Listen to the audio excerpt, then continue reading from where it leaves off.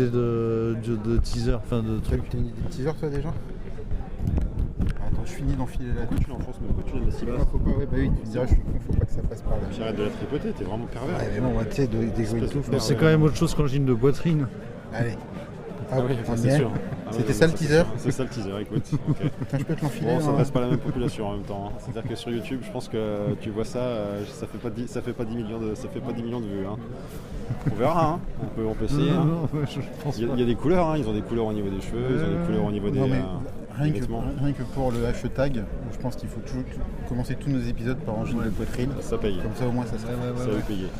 Donc là c'est pas du tout ça, spoiler alert, je pense qu'il y aura un hashtag Nick Cave aussi dans pas longtemps. Mais... Dans pas longtemps? Ouais. D'ici la fin de la journée? Ouais, ou dans les 2 jours quoi. Enfin... Dans les 2 jours? Ouais. Putain. C'est chaud toi. Ouais, ça goûte un peu. Un hashtag Nick Cave. Pour laisser... Bon, déjà tu viens de le dire, donc il devrait être dans cet épisode. On te remercie.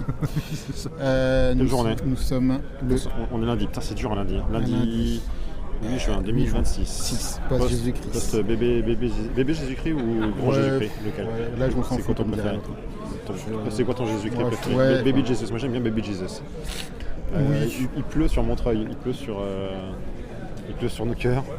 On est en sortie de la première partie du concert de Melt Banana des Japonais. La première partie du groupe s'appelle Gutter Snipe, je sais plus d'où ils viennent exactement. On est à Les Instants Chavirés. On est à Les Instants Chavirés de Montreuil. Salle dont on parlera peut-être un petit peu plus tard. On ne vient que trop peu malheureusement. Et pourtant... je me demandais presque si j'étais déjà venu. C'est incroyable parce que je confonds un peu avec la pêche moi. Ok, ça n'a rien à voir. C'est con, mais c'est pas très loin. La pêche, j'y suis allé une seule fois dans ma vie. Je fais une fois la pêche, mais les instants j'y suis plus d'une fois. Ça, on peut dire plus ou moins mythique hein, de la scène, on va dire grand parisienne. Tout à fait, exactement. Plus de 30 ans d'existence, je crois. Je sais plus de quand le. Début des années 90, il me semble. Hein. Ah non, ça ferait. Pardon Je crois, c'est ça. Il croit. 80, mais.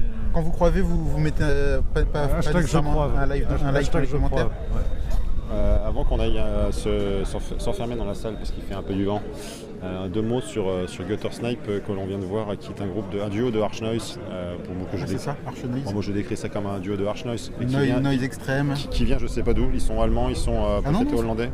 Mais ils l'ont dit à la fin, vous n'écoutez pas. Vous n'écoutez pas ce qu'ils disent. J'entends rien de ce qu'ils disent. C'est vrai qu'il y avait de l'écho, j'ai enlevé mes boules qui est pour savoir ce qu'il disait, mais je ne comprends rien, je sais pas ce qu'il disait. Ils étaient de Leeds. Leeds United Kingdom. Non, sauf berceau de un nombre, comme il disait, c'est le plus grand nombre de, comme je sais plus qui disait, Leeds c'est la ville où il y a le plus grand nombre de groupes de rock par habitant. Ouais. C'est parce qu'il n'y a pas beaucoup d'habitants. Il n'y a pas beaucoup de groupes de rock.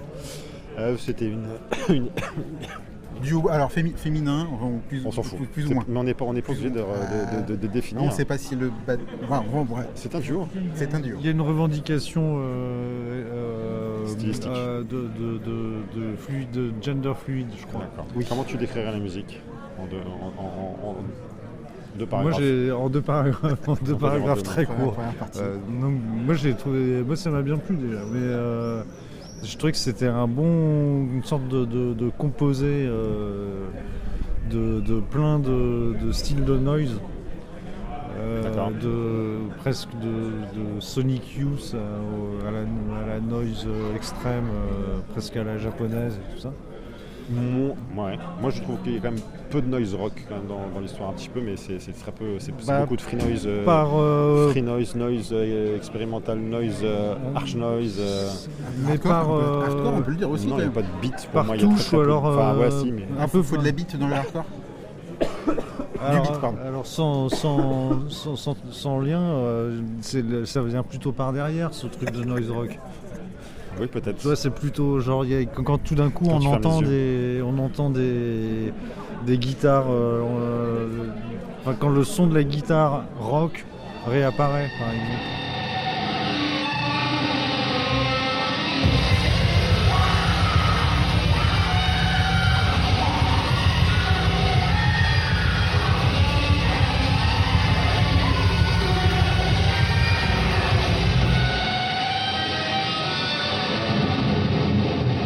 Il y a même même un moment un son presque clair, moi c'est quand même pas Oui, clair, mais elle est pas trop avec loin de non la plus. reverb et qui faisait presque Sur l'intro là. psyché quoi, Sur psyché l'intro. années 70, ouais, il y a eu Le morceau d'intro, ouais, on a entendu ça sur à peu près donc, 17 secondes. donc, hein. Je trouve qu'il vous a fallu de l'ouverture pour aller sentir quand même tous ces détails parce que franchement de prime abord c'est quand même hyper extrême, chaotique. Moi je trouve que ça fait quand même un tunnel de bruitiste quand même qui est.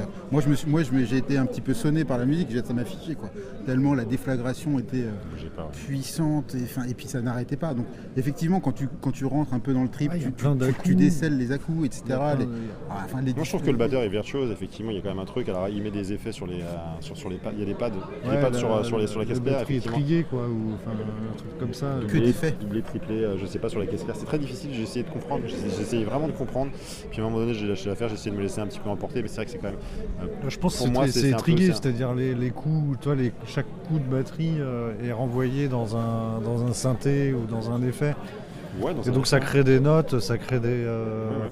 Et donc déjà quand il joue tout seul, ça crée un chaos, il y a un chaos de batterie et de notes. Un chaos sonore. Ah oui, là il n'y a pas de doute sur la le mot chaos pour moi l'autre aspect chaos, qui compose, enfin dans ce truc composé là, un autre truc qui compose cette musique, c'est aussi l'aspect du free jazz.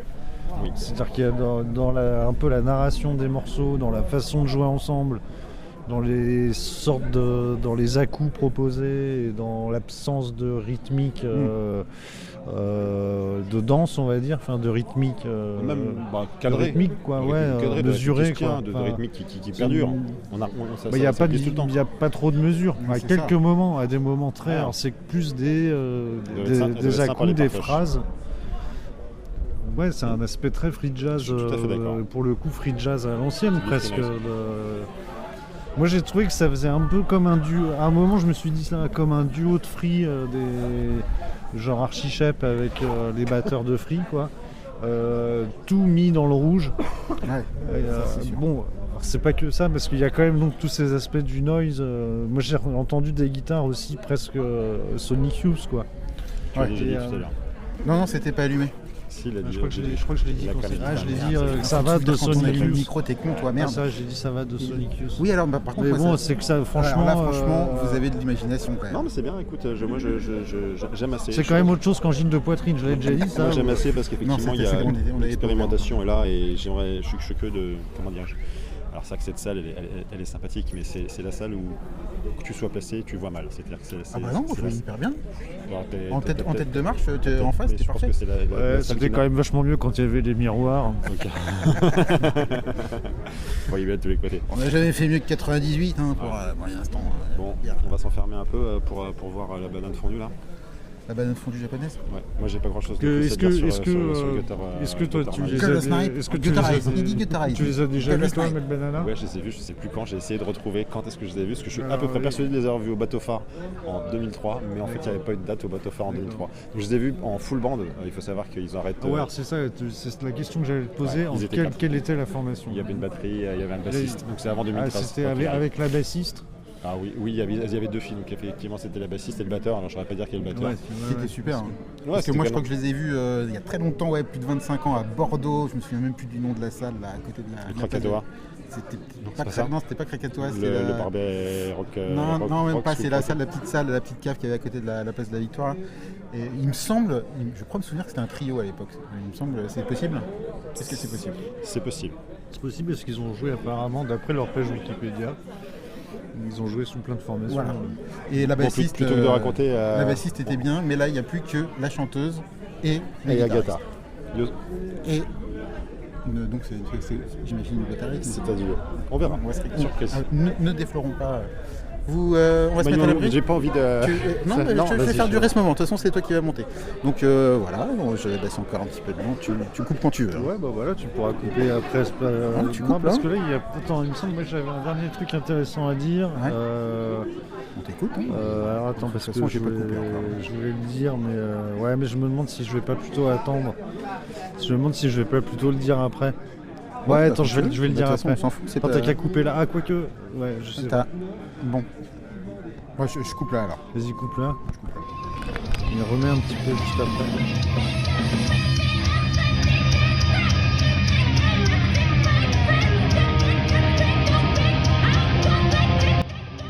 puis à peu près, c'est à peu près tout. La chose intéressante, c'était ça. Je pense. C'est tout ce qu'on avait. Ouais, voilà, c'était ça. Moi, je dirais pas grand-chose de plus. Merci.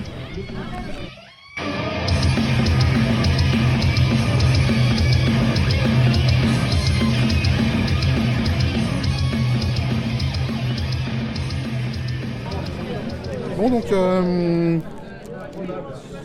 nous sortons, putain, il suffit qu'on sorte pour que ça rebruine un peu. Point météo. Moi, je peux pas. J'ai beaucoup parlé le coup d'avant. Puis comme j'y connais rien. Tu connais rien, toi, de toute façon. Donc, pourquoi tu avais quand même des trucs à dire. Non, mais. On a beaucoup de credo sur ce podcast, mais le fait de rien y connaître, ça ne doit pas empêcher de malgré tout dire ce qu'on en pense. C'est un peu zéro analyse, 100% ressenti. Donc ça ressemblait un peu à du Beatles, on peut dire. Si le premier groupe ressemblait à du Sonic Youth, là on était sur du époque Beatles, des Kings, quoi. Quelque chose de vraiment de la chanson. Bon, cela dit, les Beach Boys période. Vous pouvez quand même pas nier qu'on peut dire que c'est quand même plus pop que Guttersnipe, Melt Banana. Ça dépend par quel aspect. Je veux dire, dans l'aspect où il y a les morceaux sont un peu plus marqués, il y a un format plus chanson, on va dire, 2 minutes 30, 3 minutes, même si il y a un côté extrême. Il y a presque des refrains, tu vois. Et puis surtout, il y a des beats, si j'ose dire. Il y a des rythmes. C'est quand même punk rock. C'est quand même punk rock, punk hardcore, il y a un côté punk hardcore. Ouais. Mais de là à dire que c'est pop, justement, pour moi, c'est moins composite que le groupe d'avant. Composite ne veut pas dire pop, cher ami. Non, mais l'aspect composite, c'est une des caractéristiques de la pop. En tout cas, là, c'est quand même assez radical, quoi. Ça va dans un sens et radicalement. Bien sûr, mais pas plus que le premier, pas plus que Guttersnipe. En termes de son, non, c'est sûr. Guttersnipe, pour moi, me semblait bien plus radical, extrême, chaotique. Là, c'est radical, c'est du punk hardcore qui va à fond les ballons et qui lâche jamais, effectivement. Et ce côté beat en permanence, même si malgré tout, je trouve qu'ils réussissent à écrire des histoires. C'est ça qui est intéressant. Vous connaissez mon côté réac, j'ai toujours un peu de suspicion sur les groupes où il n'y a pas de batterie, quoi. Ça me semble toujours un peu... c'est sûr, puis vu c'est de la musique qui joue, c'est sûr que c'est une vraie question quand le concert commence, c'est qu'est-ce que ça va donner cette histoire de groupe sans batterie, quoi. Parce que donc là, la formule, c'est un duo guitare... avec pas mal d'effets quand même. Pas mal d'effets. Et puis une chanteuse qui hurle de manière un peu aiguë, régulièrement. Je trouve que d'ailleurs c'est des hurlements plutôt, c'est bien antithétique de dire ça, mais plutôt raffinés. Tu vois, on n'est pas complètement dans le strident permanent. Je trouve que du hurlement raffiné. Ouais. Oui, non, mais c'est vrai que c'est. Petit côté, il y a des phrases. Le côté japonais, c'était ce côté spécifique des petites voix japonaises. Je trouve que ça ressort là-dedans et ça, je crois que le côté japonais est absolument indéniable à ce groupe. Tu pourrais le deviner rien qu'à l'entendre, ne serait-ce que par cette voix. Et donc moi je dois bien avouer que passer la suspicion, elle n'a pas mis longtemps à m'être estompée parce que c'est tellement puissant. On se laisse prendre. Tu n'y penses plus au bout de 2 minutes en fait que c'est pas une vraie batterie. Car notre ami, son nom m'échappe, de la chanteuse, est doté d'une sorte de pad multicolore. J'ai pas tout compris comment. Je pense que c'est avec ça qu'elle lance les bits de batterie, mais des fois elle touchait à rien et ça changeait quand même. Alors. C'est très mystérieux. Mais en tout cas c'est marrant il y avait un live, Ableton ou un machin comme ça qui tournait derrière sur l'ordi. Il y avait un ordi derrière avec des... mais tu penses pas donc je pense qu'elle commandait en partie l'ordi par son pad. Ouais. Mais en même temps pas tout quand même. J'avais l'impression que des fois ça lançait les pistes. C'est très. Toi des fois les pistes elles avaient quand même une conduite du début à la fin. C'est quand même. Moi j'ai été quand même surpris de cette maîtrise de lançage de boucle et de lançage de son. C'est impressionnant. C'est-à-dire qu'il n'y en a pas eu un à côté. Elle maîtrise parfaitement son pad ou son setup, quoi. Et pour le coup, c'est pas des boucles. Pour le coup, c'est pas des boucles, non, pas par définition, puisque comme on a affaire quand même à des morceaux de punk hardcore, on va dire, de 2 minutes, entre 2 et 3 minutes à chaque fois, et qui sont bien écrits, quoi. Écrits avec des changements un peu tout le temps. Oui. Donc elle est obligée de balancer une boucle préétablie, on va dire. On n'est pas sur de la boucle. Donc ça, c'est... je crois que ça me l'a rarement fait de passer outre l'absence de batterie à ce point-là, quoi. Dans le sens... C'est-à-dire qu'il joue vraiment une musique à 4, quoi, où il y a vraiment un basse batterie. D'ailleurs, on peut... c'est comme les gens qui font un podcast à 3, à 2, par exemple. Toi, finalement, tu te dis, ouais, ça marche aussi quand c'est... Oui, des fois, moins il y en a, mieux c'est. On n'attend pas Patrick. Il est là, lui. Il est là, il discute. C'est bon, on a fini d'analyser le C'est vrai. Moi, je parlais des lieux, je parlais des murs avec les gens. On a fait une analyse en profondeur. Ah ouais, c'est vrai. Non, mais on va parler des lieux, mais... Vous avez trouvé ça comment? J'ai trouvé ça super. Merci, bonsoir. Merci. Voilà. C'est mon seul superlatif, c'est le mot super. Super.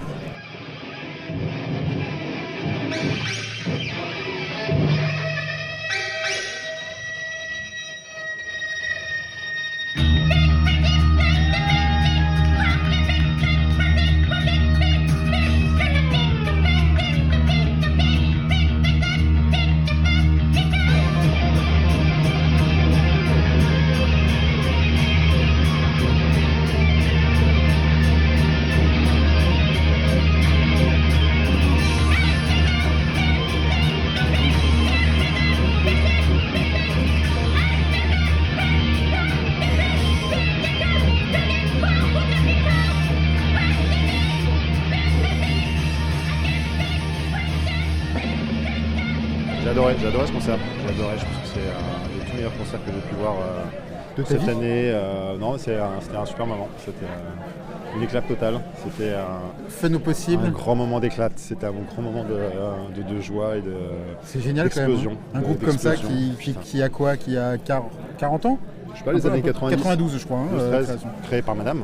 Créé par Madame, qui est la seule membre permanente depuis l'origine. Le guitariste aussi, non? Non, il est arrivé après. Peu de temps après. Il est quand même c'est les premières années, quoi. C'est le canon. CE2 maintenant qui tiennent la baraque. Non, c'est super. Et par rapport au concert que vous aviez déjà vu? Alors, il faut quand même...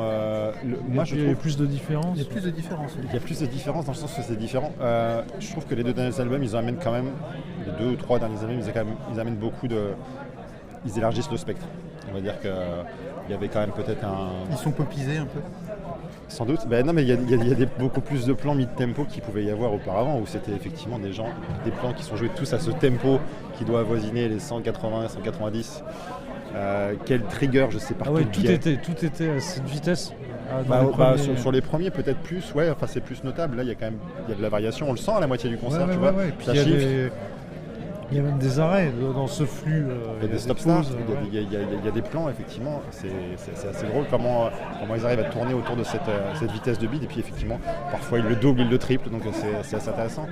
Mais je pense que c'est ça un petit peu le point majeur. Parce qu'il y a quand même des marqueurs qui sont géniaux dans ce groupe. C'est qu'effectivement, tu as cette batterie jouée à fond les ballons. Et le chant de cette Tetsuko qui est on se demandait, toujours sur la même note. Il y avait un nain caché derrière. Il n'y avait pas un nain caché derrière les grosses baffes? Peut-être qu'il y avait une personne de petite taille, mais je crois qu'ils l'ont rangé, qui jouait de la batterie très rapidement. Alerte walk. Pardon, désolé. On ne dérape pas. Nous étions en train d'évoquer justement, moi c'est un fait marquant, c'est-à-dire vous connaissez parfois le côté réac qui m'habite, et j'étais en train de dire que les groupes sans batterie, toi, tout de suite c'est un peu bon. Ouais. Mais en fait ça te le fait oublier en 1 minute ou 2, tu ne penses plus qu'il n'y a pas de batterie. Tellement c'est frontal, c'est à fond, et il y a la maîtrise parfaite du setup et on peut pas dire des boucles, mais des pistes de batterie, quoi. Oui, des samples. Ça se fait oublier immédiatement, et je trouve que c'est génial que ça soit aussi surmixé comme ça, parce que du coup ça rajoute dans le côté... Oui, c'est pas du tout caché que c'est des séquences. C'est très devant, c'est devant tout le temps. Enfin, tu vois, genre sa voix et ses guitares cherchent à se battre, à rattraper, on va dire, et elles sont parfaitement dans le tempo. Il n'y a pas un moment où ils sont derrière, quoi. Il n'y a pas un moment où ils sont à la ramasse, c'est ça qui est génial. Et que oui, ça se fait oublier. Et je trouve que ça rapporte aussi. C'était quelque chose que forcément j'avais pas vu, parce que j'avais vu en full band avec batteur et bassiste. Et que là, il y a quand même un côté un peu magique. Elle a un pad dans les mains, elle a un pad lumineux. C'est ça, elle fait la batteuse en fait. Elle l'arbore, elle joue avec et elle donne vraiment l'impression d'envoyer l'impulsion des beats. C'est ça. C'était vérifié si c'était pas un. Oui, il m'a semblé qu'elle agissait par moment, mais pas tout le temps avec ce truc. C'est très difficile, je sais pas, ça m'intrigue, je suis moi, je suis pas sûr qu'elle lançait vraiment les batteries. Un certain nombre de fois, si quand même. Si, et puis il y a des moments, elle appuie, et tu vois, des fois elle appuie, mais Mais comment c'est réglé? Je sais pas trop sur quoi ça agissait. Je sais pas comment c'est réglé, je sais pas le truc, comment il trigger après à la fin de chaque morceau. Je trouve ça génial parce que ça apporte du mystère et t'as envie de savoir comment c'est fichu. Parce que tout est synchronisé, il faut voir. Ils enquillent comme des porcs. Les 25 premières minutes, ça ne s'arrête pas. Après, ça enchaîne de toute façon toujours tout du long, quasiment, à part de ça ne débande pas. La fosse était joyeuse, on va dire, était extatique et c'est trop bien. Il y avait des gens qui venaient de partout. Là, j'entendais des gens, c'était international. Mais ça, c'est un truc qui est super quand même. C'est-à-dire qu'on est quand même un public de vieux, on peut le dire. C'est quand même gêné. Et ça se régénère quand tu vois le public. Il est plus jeune. C'était un peu plus. Ouais, il y en avait un peu dans le fond. En tout cas, les anciens combattants. Et puis devant, il y avait quand même la jeune garde. Donc, moi, je trouve que c'était. En tout cas, que ça pogote comme ça sur une 10-15aine de personnes, même. Ça fait péter le dos par un slammer. C'est pas 10-15, c'est quand même si c'est une salle qui paraît pas immense, on est quand même 150-200 dans la salle. Donc, et t'as quand même 30-40 personnes devant qui sont comme des fous. C'est pas tous les jours qu'avec ce type de public-là, ça bouge autant quand même. Pourtant, tu bois, tu devrais voir double. Normalement, voilà. Mais c'est pour ça que j'ai l'impression qu'ils étaient 15. Ils sont deux fois plus nombreux. Ils sont deux fois plus nombreux. C'était demi. Voilà, le nain en compte un demi. Le pauvre.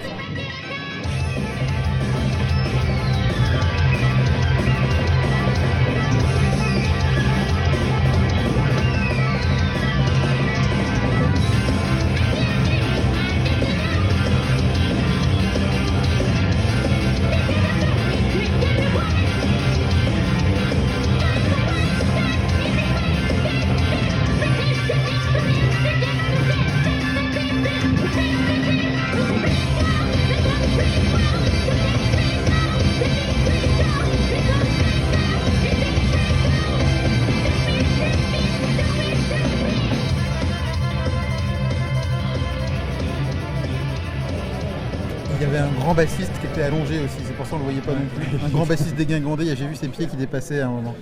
Grand comme le batteur du premier groupe peut-être, c'est ça. La batteuse, excusez-moi. Non. Il y a pas on ne dérape pas. La batteuse. A drummer. On va le faire à l'anglaise pour éviter de mettre des faux genres. Non mais c'est légendaire. C'est légendaire ce groupe-là. C'est légendaire. Je pense qu'effectivement ils passent un peu de manière. Ils ont fait de la maroquinerie, ils ont plusieurs fois les instants chavirés, ils ont fait plusieurs fois, je pense. Ils ont dû faire du Villette Sonic et des choses comme ça. Ils ont fait du Villette Sonic en 2008 ou 2009. Peut-être du Sonic Protest ou des choses de ce genre. Je saurais pas dire, mais en tout cas, voilà, c'est immanquable. Franchement, c'est immanquable. J'espère qu'ils reviendront. Je ne manquerai ça pour rien au monde. Je pense que l'éclat était total. Je pense que c'est jouissif. C'est du Tokyo Core. Et vous pouvez appeler ça comme vous voulez, du punk, du punk hardcore, du noise punk, du speed punk noise. Comme il y a du beat, je me suis permis de dire hardcore. Là, j'ai le droit. Hardcore japonais, c'est quand même sa référence. Ça rentre pas dans les codes du hardcore, parce que le hardcore, c'est alors peut-être dans la techno hardcore. Mais pas le rock hardcore, parce qu'effectivement le rock hardcore, le chant est pas du mid-tempo. Et après le tempo est trop élevé pour la PC du hardcore pour toi. Ah oui, pour moi c'est plus par exemple la différence entre le hardcore et le punk, c'est le tempo, ça va être le tempo, et le punk est beaucoup plus rapide que le hardcore. Donc c'est plus du punk. Ah oui, pour moi c'est plus. Alors c'est quoi le punk hardcore? Le fondament. Ah mais bon, arrêtez. Ta gueule. On ne tousse pas dans la tousse, la merde. Gardez vos miasmes par devers vous. Je ne touffe pas dans la tousse. Vous parliez du lieu, parce qu'effectivement, je pense qu'ils ont dû faire plusieurs dates ici. C'est un groupe qui est aussi affilié à cette salle qui est elle-même un peu légendaire. N'ayons pas peur des affiliés, je sais pas, mais c'est ce qu'ils disaient, c'est qu'ils sont fidèles. Les Instants Cheviré, c'est une salle fidèle, c'est-à-dire que quand ils font tourner, quand ils font venir un groupe, quand ils font découvrir un groupe, ils ont tendance à le suivre et à les faire revenir. Il y a vraiment cette notion de fidélité. Et puis des groupes le sont aussi, puisqu'ils reviennent avec plaisir manifestement. Oui, alors, on ne connaît pas les dessous de l'affaire, mais oui, je pense que c'est du donnant-donnant dans ces cas-là.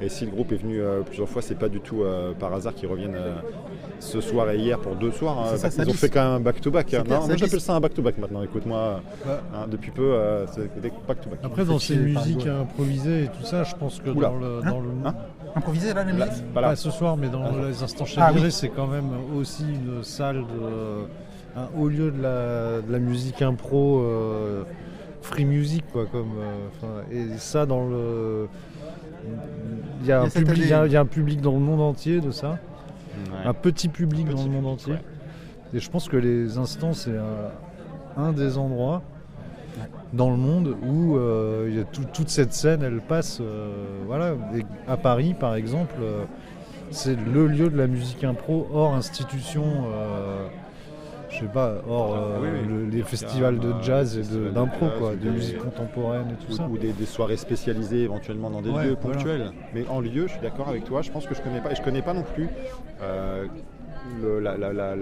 comment dirais-je, la liste des lieux, parce que je pense pas que ça soit non plus un cas isolé dans le monde, je pense qu'il doit y avoir aussi d'autres lieux dans le monde, comme je pense pas que les Instants Cheviré soit la seule salle. Non, mais je pense qu'il y en a, mais sûrement qu'à Tokyo, tu vois, à Tokyo il y a une salle comme ça où il y a des groupes, mais c'est comme à New York, il n'y a pas non plus, tu vois, à New York il n'y a pas 1000 salles où tu entends cette musique, il y en a quelques-unes.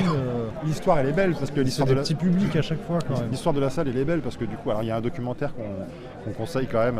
Parce qu'on a préparé l'émission. Le nom du documentaire j'ai déjà oublié. C'est Jean-Marie Mahé, je crois. Ça doit être c'est un nom style de rock expérimental aux Instants Cheviré. C'est un peu peut-être un nom comme ça. Donc qui raconte un petit peu les 35 ans de cette salle, de cette association qui démarrait effectivement plutôt sur un paradigme jazz contemporain qui a ensuite débordé vers le free jazz, qui s'est retrouvé comme le haut lieu du free jazz. Et de la musique impro, du free jazz européen, quoi. Donc, même France. D'ailleurs, il donne un nom à un moment, il donne un nom, peut-être European Free Music. Peut-être. Il y a un truc comme ça, et qui est vrai que c'est un style, c'est pas le free américain. C'est pas le free américain. Tout à fait. C'est cette musique qui vient de musiciens classiques, généralement, ou contemporains, et qui veulent un peu se sortir des carcans. Et puis ça a glissé vers les groupes de noise rock, de post-rock à la française, de Prohibited Records. L'intégration du rock dans ces musiques-là, et donc les expérimentations entre ce terreau jazz et puis les musiques expérimentales.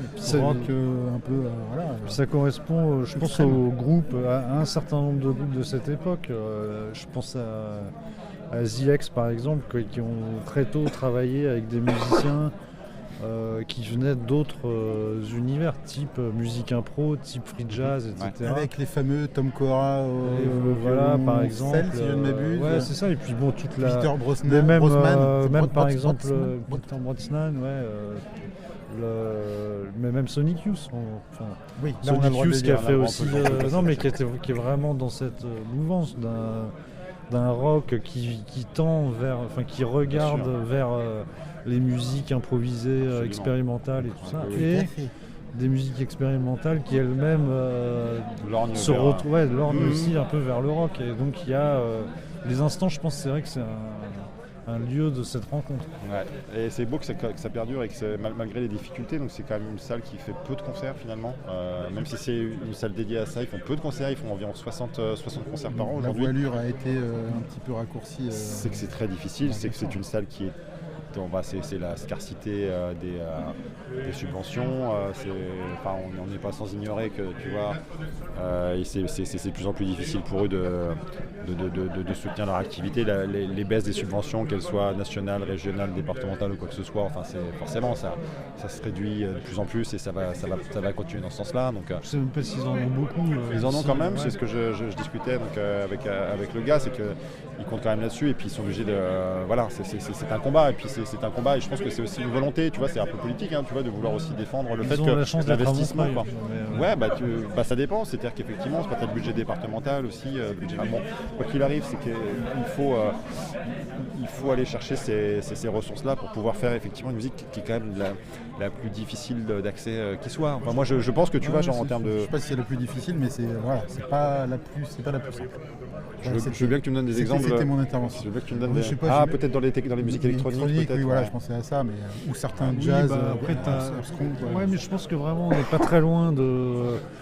Dans les soirées ici, il y a des choses qui sont vraiment pas loin d'expérimentation que tu peux trouver. Alors peut-être pas dans exactement ce qu'ils font, mais dans l'aspect de la musique, dans l'âpreté de la musique, je sais pas quoi, de ce que tu trouves à l'IRCAM. Probablement. Parce que là, il y a eu quand même vraiment des gens extrêmes. On mettra le lien de ce très intéressant documentaire. Qui dure 1 heure, qui 1h15, je crois, qui raconte vraiment bien, qui est avec plein de documents sonores. Plein de témoignages d'acteurs des différentes époques depuis les années 90. Ça parle aussi bien, beaucoup de la scène du fanzine et tout. C'est hyper riche et intéressant, c'est pas prétentieux. Donc, quelques belles images d'Oxbow, de Eugene. D'une belle période. Quand il raconte un petit peu les frasques de Eugene, la découverte finalement de Gene Robinson. Et puis de plein d'autres groupes. Bien sûr, The X, on en parlait, mais le Banana, ils ont aussi la part belle ici. Ça parle de Godspeed, ça parle des groupes que j'ai vu ici qui passe vraiment, je pense à peu près nulle part ailleurs en région parisienne, c'est Radical Satan. Ouais, Sister Yodine aussi. Par exemple, c'est des groupes dans le documentaire, j'ai vu qu'ils avaient joué là dans les années 90. Quoi. Moi, je les ai vus en 2015 peut-être, je sais pas comme ça ici. Cool. Et c'est pour ça, j'espère que cette salle continuera à vivre encore et encore avec le propriétaire. C'est vrai que malheureusement, tu vois, ils ont payé déjà 2 fois le hangar au propriétaire, ce qui est son locataire du lieu, et donc du coup, ça pourrait leur appartenir en vrai. Mais la réalité des deals font que c'est pas eux, c'est pas l'assaut, donc ça manque. J'aimerais que... En tout cas, c'est tellement agréable. Dès qu'on rentre dans cette salle, on sent bien. Quoi. C'est un peu dans son jus, c'est un peu à l'ancienne. Tu peux sortir avec ton verre, d'eau minérale en verre. Ton verre en verre, tu laisses sortir comme ça. On sent que l'ambiance est vraiment coolos. C'est l'amour de la musique, c'est un lieu à part, avec des gens à part aussi, je pense. Tu vois, le public, c'est alternatif c'est ce qu'on voit aussi dans le documentaire, c'est que c'est un lieu qui a été fait par des gens qui eux-mêmes jouaient, qui étaient eux-mêmes qui aimaient les groupes qu'ils invitaient, donc c'est sûr que ça crée quelque chose, c'est pas un business. C'est ça. Mais on sent bien que c'est pas le but du jeu là, c'est pas de devenir riche.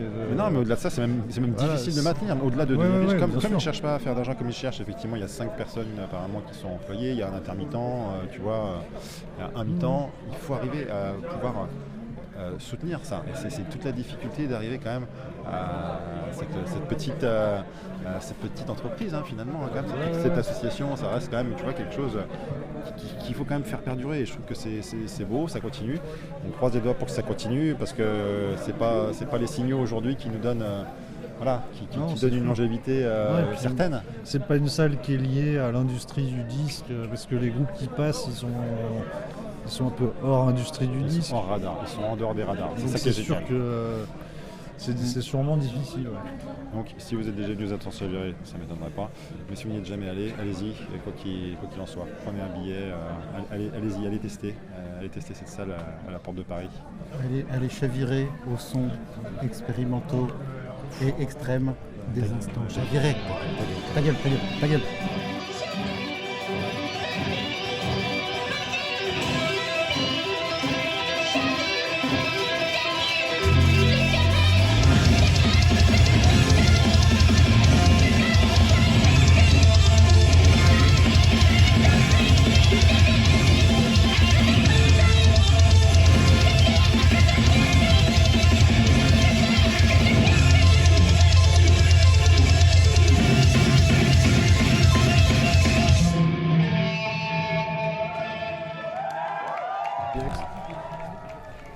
Ça fait sens. Ça fait sens.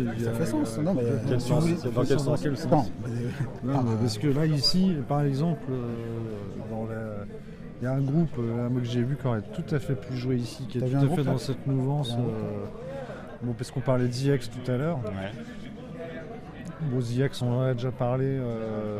J'avais déjà raconté un peu au festival d'Arrache-toi un œil de Frisson Acidulé, où ils avaient clôturé le festival. Voilà, c'était leur dernière date parisienne, j'imagine. C'était leur dernière date parisienne. Ouais. Finalement, ils sont passés 3 fois en un an. De toute façon, c'est un groupe qui joue beaucoup, qui tourne beaucoup, qui vit de ça, enfin aussi qui vit dans le sens qui a toujours fonctionné en jouant beaucoup.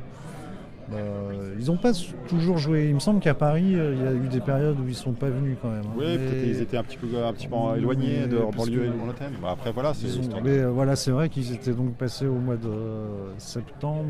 Ils jouent dans plein d'endroits différents. Cirque électrique, on les avait vus à la station Gare des Mines. Bon, ils ont fait des concerts mythiques au point éphémère. Là, c'était quoi là ? Et là, c'était à Petit Bain. Le Petit Bain. Où ça marchait aussi très bien. Hein. Enfin, c'est une salle très bien pour ce genre de groupe. Qu'est-ce qui t'a marqué ? Moi, ce qui m'a quand même bien bon à The X, comme j'en ai déjà. Non, c'était le même set. Okay. C'était le même set. Donc voilà, c'est toujours bien. The X, ils sont 4. C'est pas grave que ça soit la même chose. Il y a quand même toujours. C'est toujours. Il y a un côté festif dans The X. Enfin, festif, il y a un côté joyeux. Donc c'est toujours une sorte de fête. Comme c'est la fête, peu importe si c'est la même toujours, t'es content de... Tu vois, ça danse, il y a cette joie du noise, du punk noise. Tu vois, c'est toujours fait avec enthousiasme. Je ne veux pas cracher le morceau sur ce ça, c'était qui t'a le plus plu de cette soirée. Mais ce qui m'a déjà décidé à y aller, vu que je les avais vus, que je les avais déjà... un certain nombre de fois. Voilà. Là, ce qui m'a décidé, c'est la première partie, qui est un groupe qui s'appelle Zombie, qui est un groupe parisien. Comme ça se prononce ? Z-O-N-B-I. Ah, ils ne connaissent pas la règle ça s'écrit c'est l'écriture créole, et ça va s'expliquer tout de suite, car le groupe est constitué d'un assez solide guitare, basse, batterie. Okay. Un power trio efficace. Power trio, alors qui joue une musique. D'abord je continue sur la composition. Donc un trio et un chanteur saxophoniste. Enfin chanteur. On parlait d'Oxbow et de Eugene Robinson. Et il pourrait avoir un petit côté Eugene. C'est une sorte de poète. Poète déclamateur un peu. Mais qui s'excite avec la musique, qui scande quand même dans l'énergie de la musique. Mais qu'est-ce qui nous déblatère ? Il nous déblatère de... c'est en créole, en créole haïtien. Ah, c'est donc un haïtien, c'est ça ? Et donc il est, je pense, d'origine haïtienne, vu qu'il il parlait bien le créole haïtien. Il chante en créole ? C'est ça. Et donc c'est un peu français ? Il y a des mots français, et puis il y a des formules de créole, on va dire, qui sont communes donc tu peux comprendre quelques phrases. Et puis il est saxophoniste. Alors on m'a raconté une histoire un peu marrante, c'est il a rencontré un saxophoniste qui jouait dans la rue. Qui jouait plutôt du free dans la rue, et en fait il a été un peu en compagnonnage avec ce gars qui des fois joue dans le groupe, qui là n'était pas là mais des fois joue avec le groupe. D'accord. Et donc il s'est mis au saxophone il y a 4 ans. Ouais. Et donc il joue comme il joue, donc très on voit bien qu'il n'a pas de doigté très véloce. Il n'a pas des possibilités mélodiques. Il n'a pas une technique monstrueuse. Non, il n'a pas une grande technique. Il a un son qui est pas du tout le son ni du classique, ni du jazz, ni voilà. Okay. Mais un bon sax ou même l'instrument lui-même, c'est pas. Je sais pas. C'est difficile de juger. Mais vous avez bien aimé son rapport à l'instrument. Mais un côté hyper libre. Pareil, très inspiré du free. Pour ça, c'est assez cohérent avec. La soirée de ce soir, c'est qu'il y a le groupe, ça joue une sorte de rock un peu free rock, avec des rythmiques, des rythmiques punk, noise rock et des fois un peu afro, mais joué fort, joué à la façon rock. Ok. Un guitariste, un bassiste assez comme ça, rythmique, groove, machin. Le groupe il est haïtien aussi, c'est des Américains? Non, c'est des Parisiens. C'est des Français, d'accord. On va mettre les pieds dans le plat. Il y a ces 3 blancs. Allez. Il y a le trio, c'est 3 blancs. Il y a un trio rock et il y a ce chanteur saxophoniste noir. D'accord. Okay. Est-ce qu'il y a un album à nous recommander du coup peut-être? Alors ils ont sorti un disque. Okay.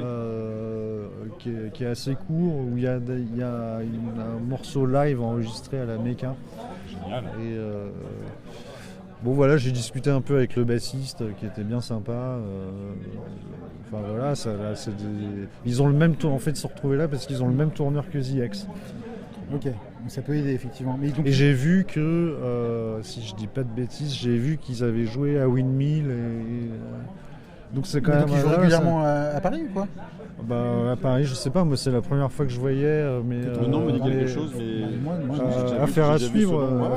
Puis tu sens que c'est un groupe qui est, comment dire, qui peut partir dans un peu plusieurs directions. Enfin, il y a des possibilités. Ça t'a fait penser à des trucs parce que musicalement, là, il y a vraiment. Là, le set, il était très varié d'une certaine manière.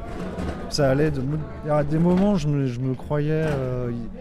Il y avait un peu ce côté post-punk berlinois, limite des premiers Bad Seeds ou même de Birthday Party ou je sais pas quoi, espèce de rock free un peu, et puis très énergique et tout ça.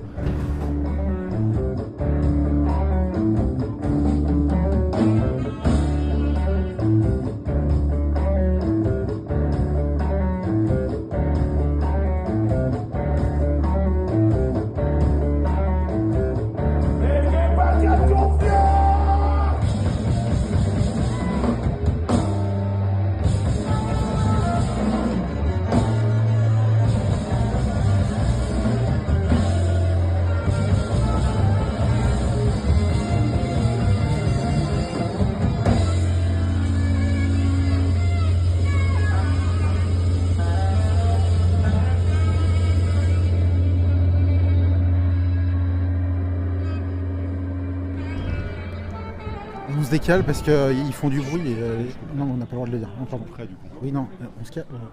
Ils font chier là, les techos, à faire du bruit là. C'est pour ça on s'éloigne. Et puis des trucs plus ambiance, limite un peu, des fois un peu afro, mais afro dans le sens une phrase comme des appels et puis des réponses, des choses comme ça. Et donc forcément la description du groupe ça m'évoque, est-ce que ça peut se comparer à un groupe comme Avalanche Kaito qui a une autre proposition d'intégration de musique caribéenne ou africaine dans du post-punk dans ce genre de fusion, c'est peut-être un des groupes dont ça pourrait... Oui, parce qu'il y a ce même côté un peu noise rock rythmique et dansant, quoi. Il peut y avoir toujours un peu... Oui, ça pourrait. Ce truc de la fusion entre certaines musiques marquées culturellement sur des sons qui ne sont pas nécessairement des sons rock, etc. Il peut toujours y avoir un danger de... Voilà. Avalanche Kaito, ça marche très bien. Les quelques extraits que j'ai vus... C'est quoi les contre-exemples que tu pourrais donner du coup? Il y a toujours le danger de la fusion. Le danger de la fusion, c'est toujours c'est le risque. Un vrai danger. Et après, bon... Les mauvais exemples, on essaie de les oublier, donc ça va pas être facile de les retrouver. Mais... Je vous remercie. Non, mais je n'avais pas d'exemple nécessairement. Il y a les bons exemples. Genre You Can Dance, par exemple. Le groupe lyonnais... pareil, de la même équipe, Pixvae, qui est quand même super. Brésilienne, ça plus, c'est ça? Colombienne. Colombienne. Enfin, il y en a quand même un certain... Il y en a plein qui sont très bien. Bon résultat. Les Zombies, c'était très bien. Donc résultat, Zombies, il faut aller les voir, faut les suivre. Vraiment un super groupe qui allait très bien avec The X, qui aurait très bien marché dans cet endroit ce soir. Zombie, faut y aller. Zombie, faut y aller. Et The X, tu iras revoir le troisième même set. The X, non, j'irai pas revoir le troisième set, le troisième même tout de suite. Mais sauf si The X, c'est toujours un groupe. The X, c'est un groupe qui est toujours bien. Enfin, moi, chaque fois que je les ai vus, c'était bien. Donc, moi, je trouve ça toujours étonnant, cette énergie et l'enthousiasme. Ils montent sur scène comme si c'était des petits jeunes qui faisaient ça. Comme c'était leurs premières années. C'est super à voir. Mais c'est le rock, ça m'intéresse. C'est quand même parce que le guitariste, j'espère que je dis pas de conneries en disant que c'est Terry X, celui qui joue avec son tournevis, qui est le plus noise. Mais on a l'impression qu'il pourrait faire ça tout le temps, quoi. Avec la même joie, il fait ça tout le temps. Ils font ça et vraiment, c'est vrai que c'est très chouette à voir. Et le trait d'union avec la concert de ce soir et le lieu de ce soir est quand même incroyable parce que on pourrait dire la même chose de ce soir. Ils sont hyper contents de le faire. C'est un groupe des instants, The X, et Melt Banana aussi. Je sais pas s'ils vont faire le petit bain un jour ou un autre ou qu'ils l'ont peut-être déjà fait, peu importe. Non. Mais en tout cas, le fait de ces groupes qui sont, il y a ce côté punk viscéral d'avoir un truc, ils le feront jusqu'au bout, quoi. Et je pense que le rock peut vieillir bien, mais le punk peut vieillir encore mieux. Ouais, peut-être que c'est ça finalement la bottom line, c'est que quand tu es sur des musiques orientées punk, je pense que ça conserve. Bon, après là, on parle de punk quand même un peu particulier. Art punk, toujours qui est un peu XP. Mais en vrai, les groupes de punk, même des anciens, qui lorgnent toujours un peu à côté. Enfin, tu vois, qui va toujours voir. C'est pas un punk, comment dire, un peu fermé sur lui-même. Là, c'est toujours ça regarde quand même toujours ailleurs. Oui, en effet. Et c'est ça qui est. C'est plus ouvert qu'un. C'est vrai que c'est très chouette. Le punk, je pense que c'est une musique aussi. Ces gens-là, ils acceptent ça. Des choses qui sont très différentes, ils glorifient même la diversité. Ouais, c'est ça. La variété dans le sens. Dès que c'est un peu singulier. Singularité, ouais, ça c'est une qualité de cette scène, hein, c'est sûr. C'est aussi pour ça qu'on l'aime. On ira voir, je pense, d'autres groupes de punk plus modernes aussi d'ici la fin de l'année. Je pense à Libre Critique qui pour moi est un renouveau un renouveau du punk. À chaque fois, il y a toujours des groupes qui réinventent le punk où ça appuie. Mais tout à fait. Et puis ça appuie sur ce côté immédiateté, cette musique jouée rapidement et qui quand même arrive à amener quelque chose et à l'emmener toujours un petit peu ailleurs. Ça fait partie des choses qui font qu'on se sent toujours, que personnellement je me sens toujours un peu punkos, quoi, d'une manière ou d'une autre. Et qu'on ira voir effectivement d'autres groupes plus récents qui sont peut-être pas aussi toujours. Oula, elle va finir comment ça Est-ce qu'elle va finir cette phrase? Est-ce que cette phrase va finir? Quand tu mets plusieurs adverbes bout à bout, est-ce que je ne finirai pas cette phrase? Vous saurez la suite. Le prochain épisode sera très prochainement parce qu'on a quand même du pain sur la planche. T'as du pain, toi? On a du boulot. T'as du pain? Où qui est ton pain? Où qui est ton pain? On a de la suite dans les idées. On a des épisodes en chantier. Voilà. On a de l'huile sur le feu. En chantier? Ben non. On en a plus d'avance là maintenant des épisodes. On a dans la tête. Quand vous toussez, s'il vous plaît, si vous pouviez observer, observer un décalage de la qualité buccale. On ne parle pas de l'avenir. Attends, alors, comment on finit? C'est vraiment le dernier mot. Quand on a dit qu'on te disait le dernier mot, on arrêtait. C'est le dernier mot. C'est le. Je vais tousser. Beat.